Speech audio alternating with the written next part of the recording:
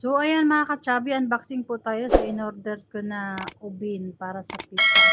Kasi sabi naman ni daddy, pag ganito daw, pag magawa ng pizza or burger, so kailangan natin ng pwesto.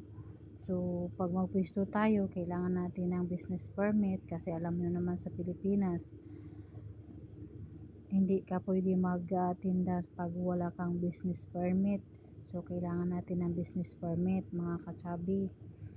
Kaya sabi ng asawa ko, mahirap yan. Sabi ko unti-unti lang natin gawin. Maghanap tayo ng pwesto kahit maliit. Yung plano ko sa paaralan ba, malapit sa paaralan. Yung lang, basta magsimula lang tayo sa maliit, hindi tayo magsimula doon sa malaki. Kasi mahirap magsimula sa malaki tapos hindi balik yung puhunan ako. Hirap yun. Kaya ayun mga kasabi, basta soon sa awa ni Lord makakuha din ako ng freezer. Yun na lang yung bala ko, freezer. Last na yun, freezer. At saka freezer, yun, freezer lang siguro. Dito nga mga ka-chubby, meron akong karton dito, gusto ko ipakargo. Iwan ko ba kung mapakargo to. Tapos nagplano ako na bibili sana ako ng mga light dito kasi mura lang. Tapos paano naman yan ngayon ay sobrang gubot, diba? Paano yun mapakargo pa mapakargo pa kaya ako nito, nabulol-bulol ako. Kaya ang hirap mga ka-chubby. Nahihirapan ako ngayon, nag-iisip ako ngayon mga ka-chubby. Kaya mga ka-chubby, yan lang po yung ating vlog for today, and thank you for watching. So ayan mga ka-chubby, yan po yung ating ubin para sa pizza, mini ubin para sa pizza soon. Bibili na lang tayo dito ng gas stove. So ayan, thank you for watching. Palaging nag-alert, ganun. Tapos yung airport. So ayan mga ka-chubby. Ito mga ka-chubby, para siyang natupi kasi ay siguro daming mga stock doon sa panel, kaya ayan, para siyang natupi. Yan. So okay lang yan mga ka-chubby. Itong lutuan ng pizza mga ka-chubby. Actually may ubin na ako, yung sa de Corinti, ito siya sa gas. So ito siya ay lata lang. So kung gusto nyo ito, pwede naman magamit natin to. Siguro aabutin pa ng 5 years.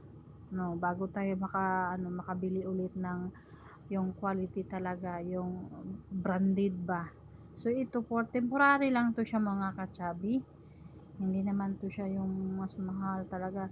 Kumbaga pang-umpisa lang to siya, pang-umpisa ng ating negosyo soon. So freezer na lang yung kulang ko. So unahin ko muna yung creepis, ma-plaster yung creepis kasi ay sabi ko kang daddy, yung sa harap kasi namin sa harap ng bahay namin, may mga bato doon, kailangan pa siya ipalpag ba, ipuklukin yun, para yun na lang ang gawin namin hollow block. So hindi na kami bibili ng hollow block, so bibilhin namin isaminto na lang at saka yung buhangin. So pag na yun, matapos na yung nila, yung pag finishing pag tiles pala doon sa loob. Ngayon nagsimula na naman sila daddy pag finishing doon sa loob, sana nga matapos na yun. So ngayon masaya din ako kasi ay si daddy nasa bahay lang, maalagaan niya yung mga bata, yung mga hayop. So ayan mga ka-chubby. So ganyan yan sila pag mayroong dumating na mga items na pinapadala ko. So ito naman yung sa burger So nagtutulungan yan sila, palit-palitan mag-video, tapos palit-palitan din yan sila mag-open dyan sa ating unbox. Alam niyo ba mga ka-chubby, natawa ko sarili ko ba kasi nga mga ka-chubby, na lang yung kulang ko, yung freezer ba. Alam niyo ba mga ka-chubby, yung plano ko ba ay hindi ko alam kung ano, hindi ko alam kung saan ako magsimula, hindi ko alam kung saan ako mag-start, hindi ko alam kung anong gagawin ko na negosyo.